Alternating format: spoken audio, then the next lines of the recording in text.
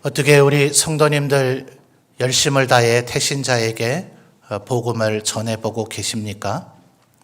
교회에서 안내해 드린 대로 여러분이 그대로 순종을 하셨다면 이미 태신자에게는 2번의 전도 선물을 전달하기 위한 만남이 있었을 터이고, 또 아마 어떤 성도님들은 구역이나 또 전도회에서 또 혹은 교육부서가 하는 학교 앞 전도에 동참하면서 노방 전도를 경험해 보시기도 했으리라 생각이 됩니다. 어떻던가요? 모두 다 반응이 좋지는 않죠. 아마 때로는 정말 무례하게 반응을 하기도 하고 너무나 냉랭한 반응을 받아서 여러분들의 마음이 좀 상하실 때도 있지 않을까, 그런 염려가 되기도 합니다. 제가 금요일마다 지금 전도 세미나로 훈련을 하고 있는데 그곳에서도 제가 꼭 강조드리는 것이, 그런 반응을 당하셔도 끝까지 미소를 잃지 마셔야 됩니다. 왜냐하면 우리 지역이 워낙 빤한 지역이다 보니 여러분들이 우리 교회에 다니시는 걸 다들 아세요. 제가 길에 나가서 이렇게 노방 전도를 하다 보면 안녕하세요, 제 점천제일교회 개성인 목사라고 합니다. 이러면 점천제일교회요? 제가 잘 알죠? 하면서 여러분의 이름을 꽤 여러 명을 아예 실명을 거론하세요. 아무개가 그 교회 다니잖아요. 제가 그 사람도 알고 잘 압니다. 이렇게 얘기를 한단 말이에요. 그리고 우리가 길에 다니는 거를 누가 언제 어디서 보게 될는지 몰라요. 제가 과거에 섬겼던 부목사 시절에 전도팀을 이끌고 나가서 전도를 하다 보면 어느 곳이든 언제든 그렇게 좋은 반응들만 돌아오겠습니까? 너나 예수 잘 믿으라 하고 아예 들은 척도 안 하고 가는 분들도 있고요. 여러분, 미국에서 이거는 전도 현장에서 겪었던 실화를 가지고 동영상으로 제작되어져서 우리가 본 적도 있었는데요. 어떤 사람이 우리 전도팀들, 전도특공대가 그렇게 하는 것처럼 전도지를 손에 쥐어줬어요. 그냥 거절하고 가거나 때로는 불과 몇 발자국 안 가서 이렇게 휙 던져서 버려버리는 사람이 태반입니다. 근데 이 사람은 아주 최악의 사람이었는지 그거를 아주 그냥 전도하는 분 보는 앞에서 8조각, 16조각 팍팍 찢어가지고 전도하는 사람 얼굴에다가 확 뿌리고 가버렸어요. 그러니까 이 전도하는 분이 얼마나 마음이 상심이 되겠어요. 그래서 이분이 그 자리에 앉아서 무릎 꿇고 펑펑 울었습니다. 그러면서 하나님 앞에 기도했어요. 그런데 아주 놀라운 일이 벌어진 것은 전혀 엉뚱한 사람이 와서 그 조각조각을 한 조각씩 다 주워서 맞춰보고서는 이거 깨끗한 거 하나 없습니까? 이렇게 해서 받아가서 그분이 오히려 예수 믿게 되었다 하는 그런 일화가 있기도 합니다. 근데 사실 우리가 그런 경험을 당하다 보면 참 표정 관리하기도 참 쉽지 않거든요. 그러니까 제가 과거에 그 전도팀을 이끌고 갔을 때 여집사님, 권사님들이 하도 속이 상하니까 간혹 이런 일을 하세요. 저를 잘 보십시오. 그냥 이게 아랫입술을 꽉 깨물고서는요, 이렇게 합니다. 이러면 참 사람이 신기한 게요, 뒤통수에 눈이 달린 게 아닌데 그걸 느껴요. 그러니까 그 사람의 마음은 더 닫혀져 가지고 다른 사람이 전도하는 걸 더 어렵게 만들 수가 있습니다. 그러니까 또 누가 우리를 보고 있을지 몰라요. 그러니까 그런 분이 혹시 그런 반응을 하더라도 연습 한번 해보죠. 끝까지 미소를 잃지 마셔야 돼요. 옆에 분이 첫날 밤에 내 신랑, 내 아내라 생각하시고, 내가 지금 거절을 당했지만 끝까지 미소를 짓습니다. 한 3초만 미소 지어볼게요. 안 하시고 딴 데 쳐다보시는 분은 앞으로 모셔와서 저하고 합니다. 미소 지어봅니다. 시작. 이렇게 미소를 지어주셔야 돼요. 여러분, 우리 지역이 정말 언제 어디서 누가 볼지 모르는 게 말이죠. 제 아내가 어릴 때 친정에서 교통사고가 크게 나서 조금 트라우마가 있어요. 이 횡단보도를 있을 때 양쪽에서 차가 정말 멀리 있는데도 겁이 나서 잘 못 건넙니다. 전 답답해 마음이 터져요. 급할 때는 어떻게 하겠어요? 제가 손목 붙잡고 그냥 박력 있게 확 끌고 건너가 버립니다. 이걸 또 우리 성도님들이 어디서 봤나 보죠? 아니, 우리 부부가 손잡고 가는 게 뭐 어때서요?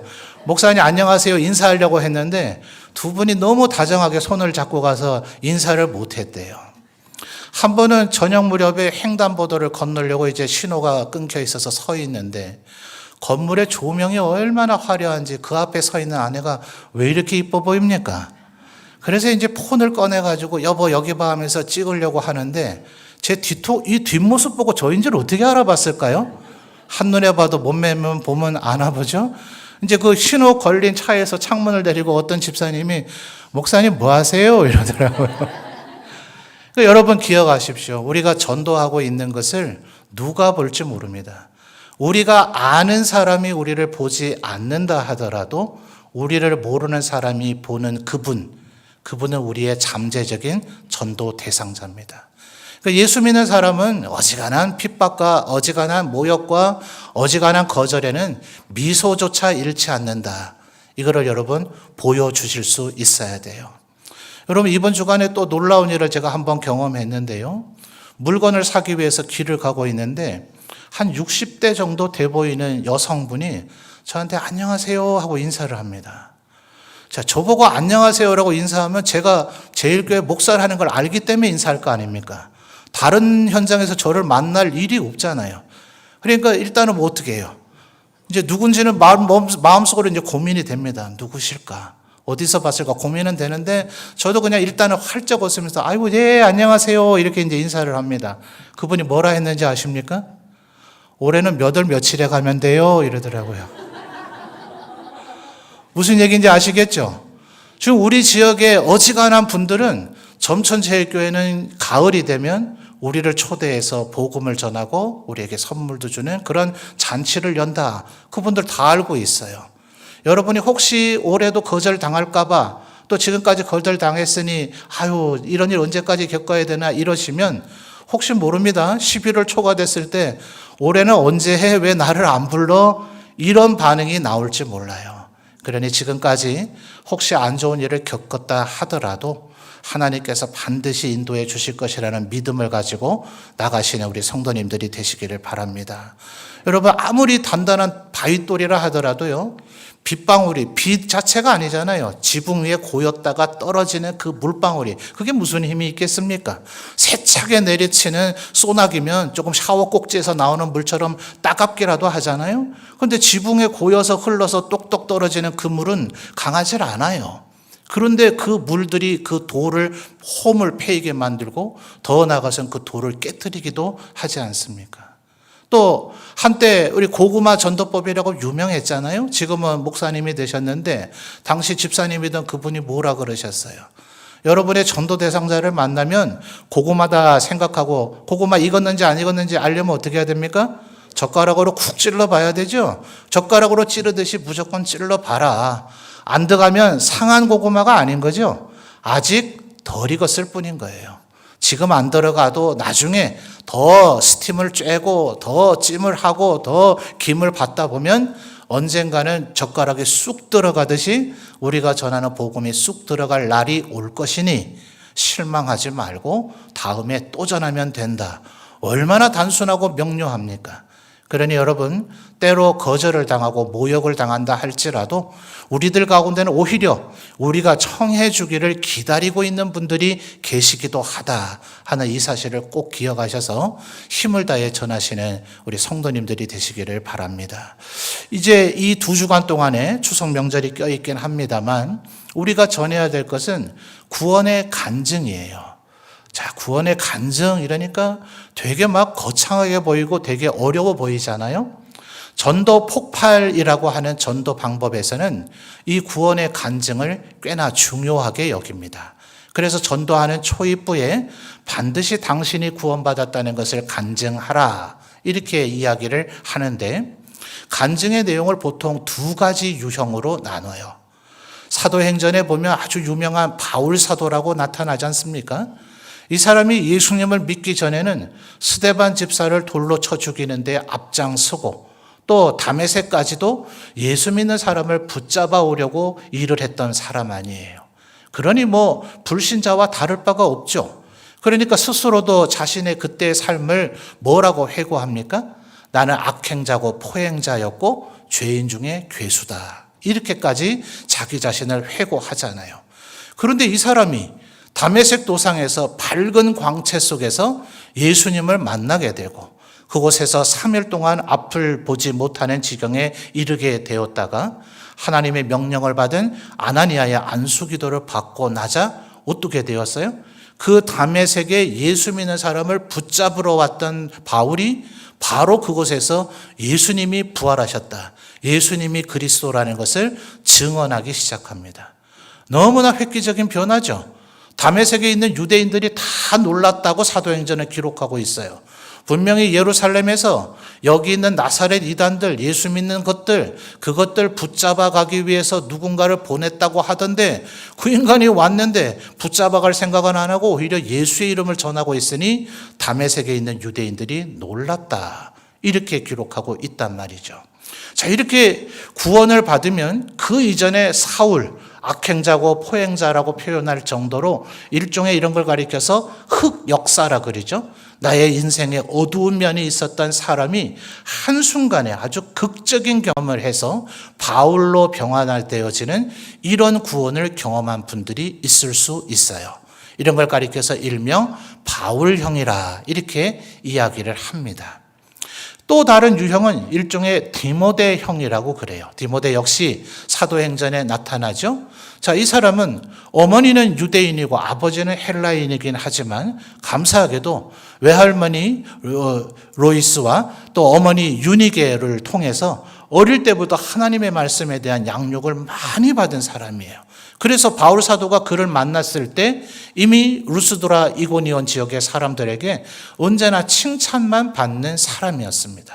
그래서 바울 사도가 이 사람을 후계자로 삼을 만하다는 것을 깨닫고 그를 할례를 받게 한 후에 데리고 다니면서 이제 후계자로 만들어 갑니다. 그럼 도대체 이 디모데는 언제부터 예수님을 그리스도로 영접한 하나님의 백성이 됐을까요? 도무지 알 길이 없어요.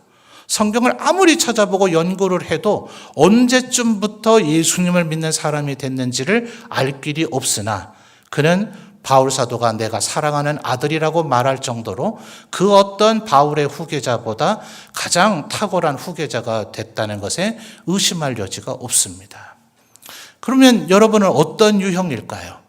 여러분, 이런 구원의 간증을 함에 있어서 꼭 제가 말씀드리고 싶은 것은 우리나라 안에 유명한 이단 중에 구원파 이단이라고 있습니다.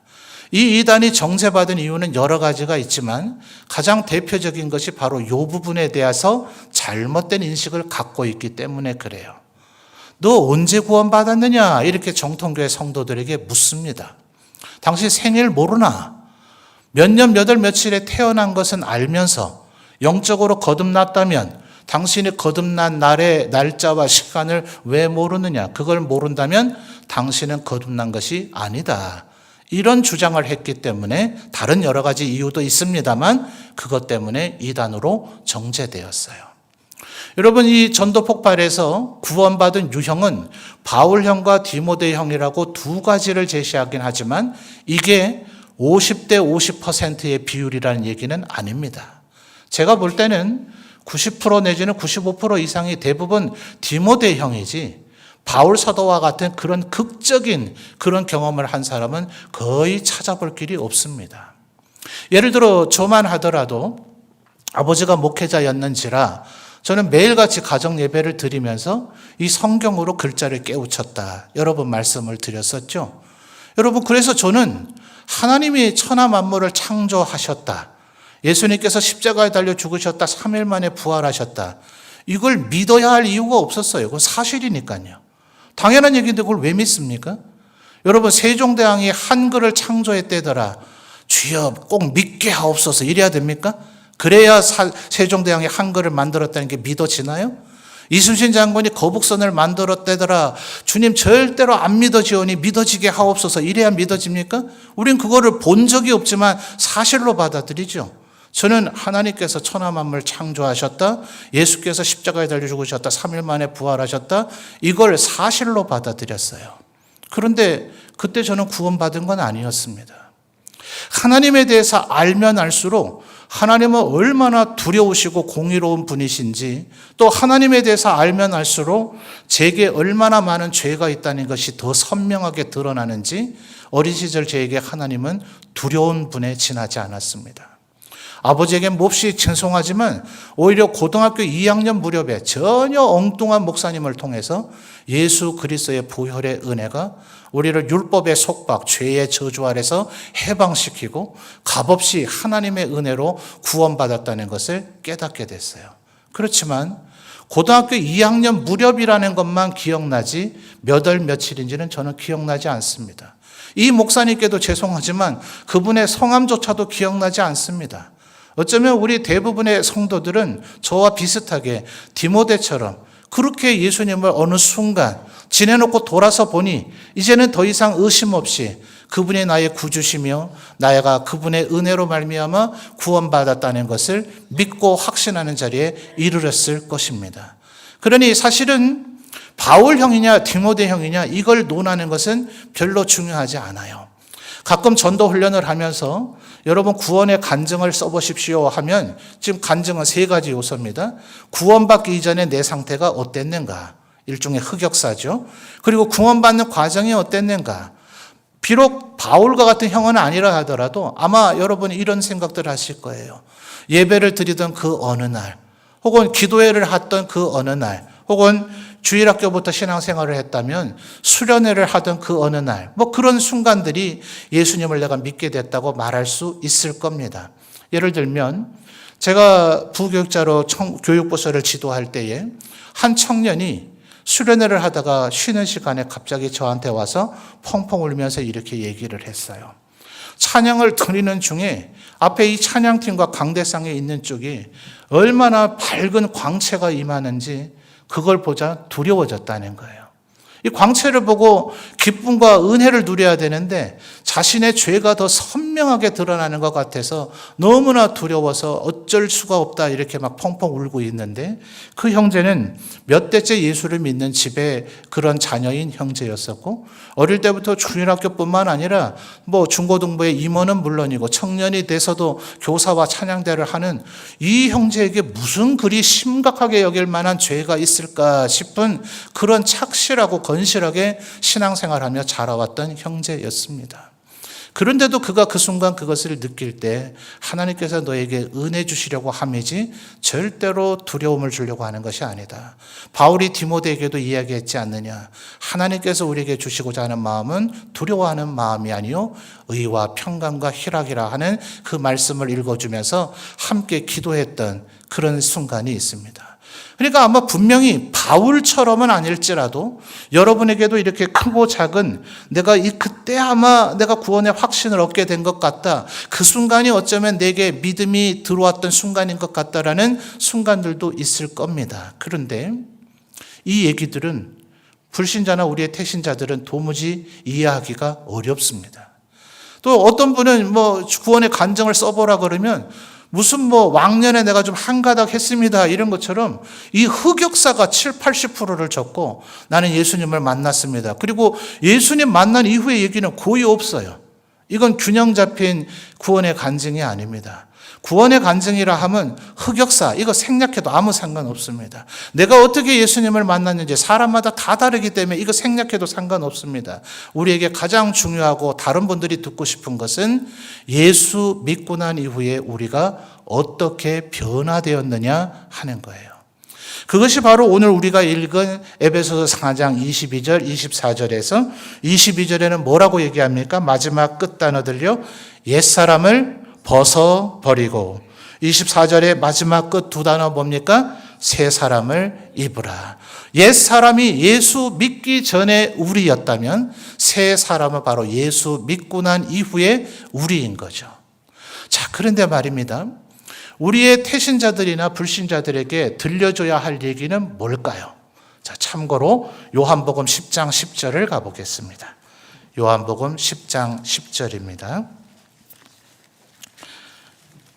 요한복음 10장 10절은 이런 전도와 관련된 설교를 할 때나 우리의 태신자들을 모시고 온 주일도 제가 여러 차례 여러분에게 설교했던 부분입니다. 요한복음 10장 10절 앞에 스크린에도 나옵니다. 읽어주십시오. 시작.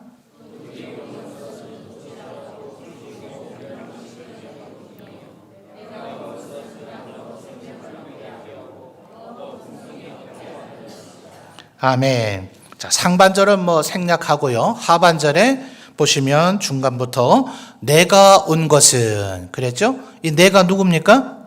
예수님이시죠. 양으로라고 되어 있지만 주님은 우리의 목자이시고 우리 모두가 양인 거죠. 그러니 이것은 우리의 태신자나 불신자들만 해당되는 게 아니라 이미 예수님을 믿고 있는 우리 모두도 해당되는 겁니다.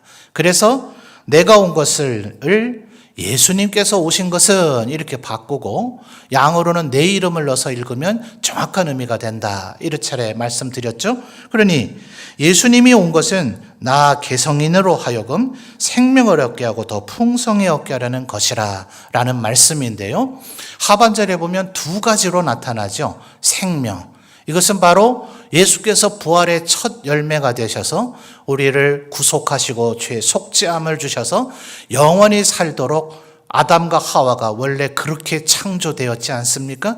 영원히 살 존재로 창조하셨는데 선악을 알게 하는 나무의 열매를 따먹고 범죄함으로 그 이후에 인간은 죽는 존재가 되어져 버렸죠. 그래서 우리가 받기를 원하는 것은 바로 하나님이 아담과 하와를 최초로 창조하셨을 때의 그 모습대로 영원히 살 존재로 영생을 얻는 자로 되돌아가고 회복되는 것. 이것이 우리가 바라는 진정한 구원인 거죠. 그런데 그 뒤에 나타나는 더 풍성히 얻는 것. 이것은 우리들이 바라는 기도의 제목이기도 한 그런 모든 것들이기도 합니다. 건강이든지 재물의 문제이든지 내 직장의 문제이든지 인간관계의 문제이든지 우리에게 막히고 해결돼야 될 모든 것들이 더 풍성한 것들 속에 다 포함된다고 볼 수가 있습니다. 자, 여러분 만약 여러분에게 이 두 가지 가운데 하나만 택하라고 한다면 여러분 뭘 택하시겠어요? 주저함 없이 생명이죠? 그렇지 않습니까? 예수님께서도 이렇게 얘기하셨잖아요. 네가 만약 천하 모든 것을 다 얻는다 할지라도 내 생명을 잃는다면 그것이 무슨 소용이 있겠느냐고 말입니다. 그러니까 예수님을 믿는 우리에게는 영생, 이 생명이라고 하는 것이 더 풍성히 얻게 되는 그 모든 것보다 비교할 수 없이 더 귀하다는 것을 압니다. 그러나 예수님을 아직 모르는 분들은 이 영생을 믿을까요? 이 영생을 알까요? 이 영생을 이해할 수 있을까요? 여러분 다시 한번 말씀드리지만 교회에 처음 발걸음을 디디게 되는 분들이 내가 왜 이 나이 되도록 이렇게 죄악된 인생을 살았던가, 오늘부터라도 빨리 예수님을 믿어서 내 죄 사함을 받고 속죄함을 받고 이제 예수 그리스도의 보혈로 말미암아 구원받고 영생을 얻어서 천국에 기는 길을 가야지라고 생각해서 교회 온 사람은 단 한 명도 없습니다. 대부분의 사람들이 내가 아내 말 잘 들어서 가정의 평화를 이루어야지 이래서 억지로 끌려오신 남편분들도 많고요. 또 처녀 총각 시절에는 교회 가면 혹시 이쁜 자매나 형제가 있으려나 이것 때문에 온 친구들도 많고요. 또 중고등부 친구들도 여기만큼 재미있는 프로그램이 있는데도 요즘은 경쟁들이 많습니다만 과거에는 정말 교회 프로그램들이 재밌고 좋았거든요. 그러니까 여기서 이성 친구라도 사귀랴 혹은 재미난 프로그램에 한번 동참해 보랴 캠프도 간다 하지요. 이러니까 오게 된 경우도 많았고요. 군인들도 초코파이 하나 더 먹어보려고 교회 오는 것들이 많았죠. 그렇게 출발하지만 이곳에서 말씀을 듣고 믿음이 들어서게 되는 겁니다. 그러니까 그분들에게 이해되지 않고 믿어지지 않을 영생을 얻기 위해서 나와 함께 교회 갑시다 하는 것은 아주 제대로 복음을 말하는 것 같긴 하지만 효과와 설득 면에서는 오히려 설득력이 없을 수 있어요. 오히려 그들에게 필요한, 당신에게 필요한 그 풍성한 것, 이 세상을 살아가면서 우리에게 꼭 필요한 것, 하나님께서는 우리가 기도할 때 그것을 주시는 분이시다라는 것을 설명하는 것이 훨씬 더 설득력과 효력이 있습니다. 마찬가지로 우리의 이 구원의 간증을 함에 있어서는 예수 믿기 전에는 내가 이런 일들을 하며 살았다, 이거 들려줘 봐야 아무런 도움 되지 않아요. 그리고 구원을 받게 되는 그 예수님을 만나는 순간 굉장히 이것이 중요한 것이고 우리에게 너무나 은혜로운 경험이고 추억이지만 그것은 때로 너무나 신비롭고 이해하기 어려운 영역들이 있어서 우리들끼리도 다른 사람이 예수님을 믿게 된 그 순간에 대한 얘기는 다 이해되고 수납되지 않을 그런 내용들도 담고 있습니다. 그러니 우리에게 정말 필요한 이 구원의 간증은 예수 믿고 난 이후에 내가 어떻게 변화되어졌느냐, 이것을 말해주는 것이 가장 효력이 있단 말입니다. 자, 예를 들면 어떤 것인가? 베드로전서 3장으로 가보겠습니다.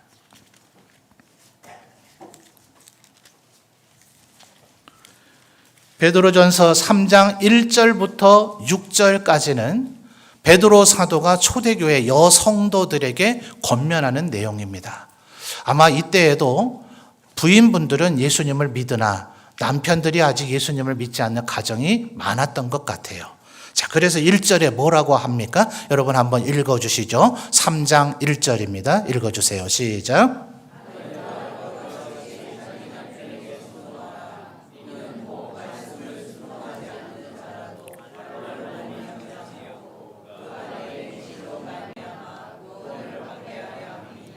아멘. 자, 중반절을 보니까 무엇으로 말미암지 않고요? 말로 말미암지 않고요. 그냥 남편을 사랑하는 마음으로 예수 믿어야지, 교회 가야지, 오늘도 교회 안 가고 어디 가려고 그래, 그따구로 살아서 되겠어, 이런 얘기를 백날 천날 해봐야 남편 신앙에 눈꼽만큼도 도움이 되질 않습니다. 말로 말미암지 않고, 그 다음에 뭐라고요? 그 안에 행실로 말미암아 구원을 받게 한다.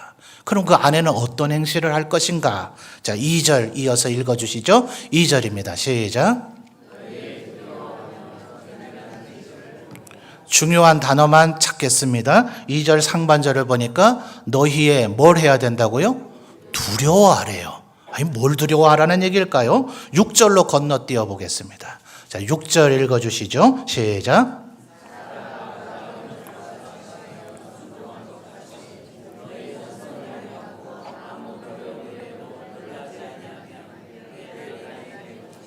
아멘. 6절에는 두려워하랍니까? 두려워하지 말랍니까? 두려워하지 말라고 얘기하죠. 아무 두려운 일에도 놀라지 아니하면, 이 도대체 어떻게 하라는 얘기예요? 2절에는 두려워하며 라고 얘기하고 6절에는 두려워하지 말라라고 얘기하고 있으니 혼동될 수 있잖아요. 6절은 우리의 일상의 삶의 문제로 두려워하지 말라는 얘기입니다. 질병이 걸렸습니까? 하나님이 창조주시고 내 목숨을 쥐고 있는 분은 하나님이시다. 하나님이 나에게 은혜를 베푸시면 반드시 고쳐주실 것이다.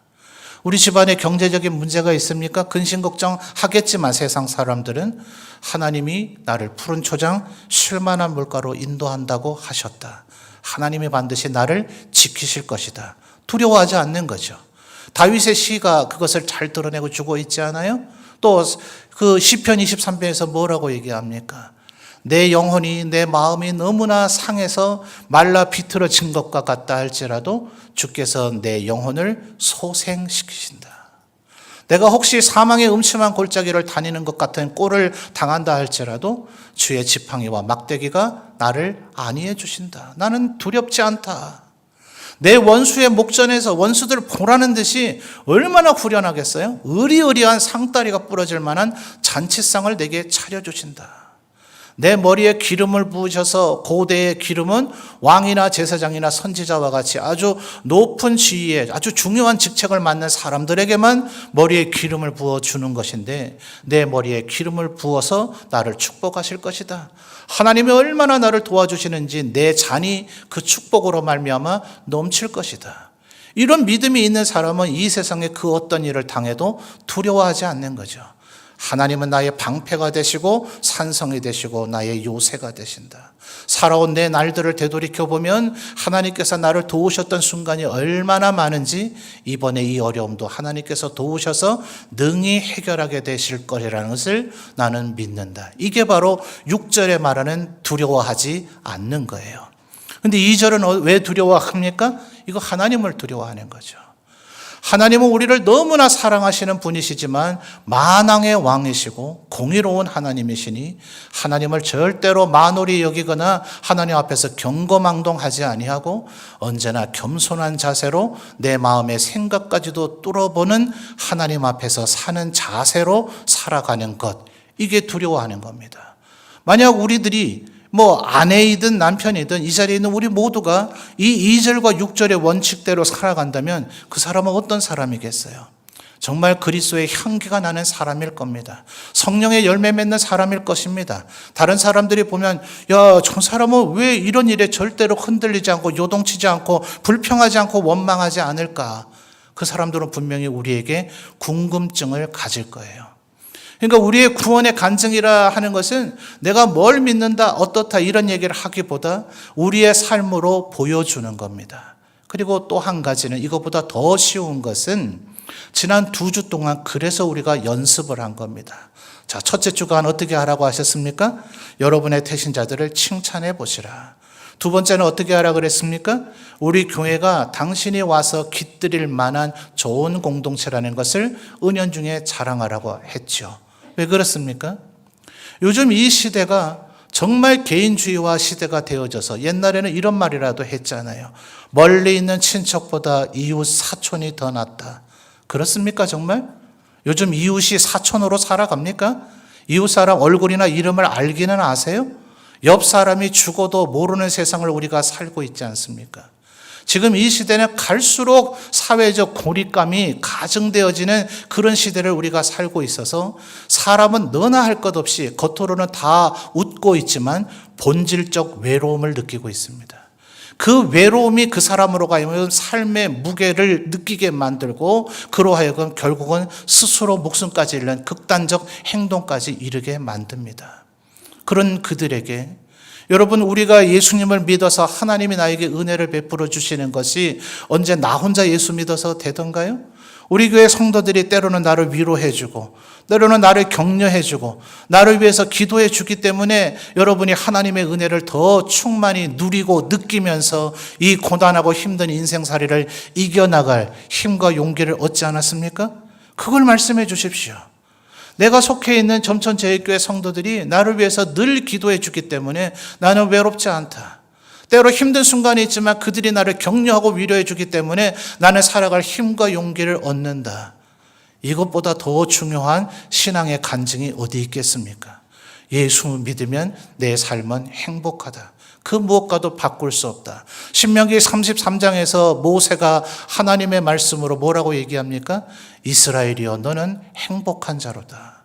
하나님을 믿는 우리는 하나님이 우리를 도우시니 또 하나님께서 우리를 도우시도록 여러분 앞뒤 좌우에 있는 믿음의 동역자들을 우리에게 허락해 주셨으니 우리는 그 어떤 상황에서도 흔들리지 않는 기쁨과 희락이 우리에게 있게 되어지는 줄 믿습니다.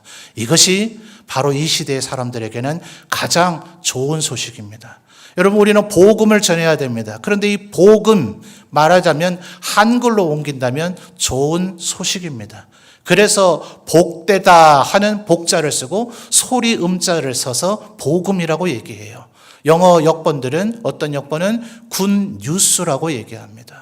다시 한번 말씀드리지만 우리가 복음을 전하는 그 대상자들은 예수님만 믿으면 당신의 죄 속죄함을 받고 영원한 생명을 얻고 그리고 하나님이 도우신 은혜와 축복을 받는다. 이 얘기가 이해가 되어져서 나도 그럼 교회 가봐야지 이런 사람은 없다니까요. 첫 출발은 나는 하나님을 믿기 때문에 하나님이 나를 도우신다. 나와 함께 하신다. 그래서 나는 기쁘고 행복하다. 이것이 그들에게 훨씬 더 와닿는 말씀이다 하는 거예요. 그래서 우리 교회를 자랑했던 것이 바로 이 단계로 연결되기 때문에 그것들을 했던 것입니다. 그런데 어쩌면 우리 성도님들은 오늘 우리가 읽었던 에베소서 4장의 말씀을 보면서 목사님 그렇게 할 수 있으면 참 좋겠는데 나는 아직도 옛사람에 머물러 있는 것 같은데요. 그동안 내가 그런 일을 겪었을 때 불평하지 않고 근심하지 않고 원망하지 않고 그랬다면 다행이겠는데 전에는 내가 예수 믿는 사람들 못지않게 조그만 일에도 바로 화가 내기도 하고 다른 사람 험담도 많이 하고 불평과 원망을 일삼고 살았는데 오늘 갑자기 내가 그렇지 않은 사람인 것처럼 어떻게 내가 합니까? 이런 생각을 하는 분이 혹시 한두 분 계시려는지 모르겠어요. 여러분, 그래서 이 전도 운동은 10월 29일에 누구를 몇 분을 모시고 오느냐가 중요한 게 아닙니다. 그날 한 분도 못 모시고 오셔도 상관이 없습니다. 이 7주간 동안 내가 나에게 주신 하나님의 은혜가 어떤가, 하나님은 나에게 어떤 분이신가, 그리스도가 내게 어떤 일을 해주셨는가를 다시 한번 되새겨 보면서 내가 새 사람이 아직 되지 못했다면 그것을 위해서 주님의 은혜를 구하는 것만으로도 충분합니다. 그러면 이 7주간 동안 하나님 앞에 간절히 기도하지 않겠어요? 주께서 이미 나를 위하여 십자가의 보혈의 은혜를 주시고 나를 위해서 모든 것을 다 주셨는데도 그 은혜를 믿고 아는데도 아직 새 사람이 되지 못한 나를 불쌍히 여겨 주옵소서라고 하나님 앞에 기도한다면 이 7주간 동안 내가 몇 사람에게 전도하거나 그를 교회로 인도하지는 못한다 할지라도 하나님이 나로 하여금 새 사람이 되도록 은혜 베풀어 주지 않으시겠습니까? 고린도후서 5장 17절에 뭐라 그래요? 누구든지 그리스도 안에 있으면 뭐예요? 새로운 피조물이라. 여러분, 우리는 날마다 자정이 되면요, 어제는 사라져버리고 오늘 우리에게는 또다시 오늘이라고 하는 새 날이 주어집니다. 지금까지 어떻게 살았으면 뭐 어때요? 오늘 그리스도 안에 우리가 들어가면, 주께서 우리와 함께 하시면, 하나님의 성령의 기름 부으심이 우리에게 있으면 주님은 우리에게 과거에 너는 내가 다 잊는다, 너의 모든 것을 내가 기억조차 하지 아니하리라, 너는 새로운 피조물이라, 새 사람이 되도록 우리를 만들어 주실 줄 믿습니다.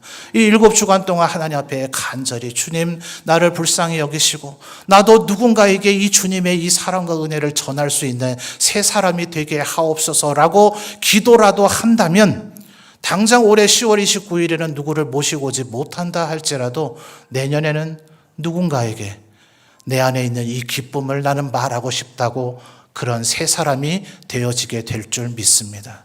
그러니 여러분, 내가 주님 앞에 어떤 은혜를 입었는가 마음에 새겨보시고, 또 우리와 함께하고 있는 이 성도들이 내가 힘들고 어렵고 외로울 때 나를 얼마나 도와주고 격려하고 위로했던가를 기억하면서 이 은혜의 자리로 여러분이 사랑하는 가족, 친지, 혈육, 그 태신자들을 인도해 올 수 있는 우리 성도들이 되시기를 주님의 이름으로 축원합니다.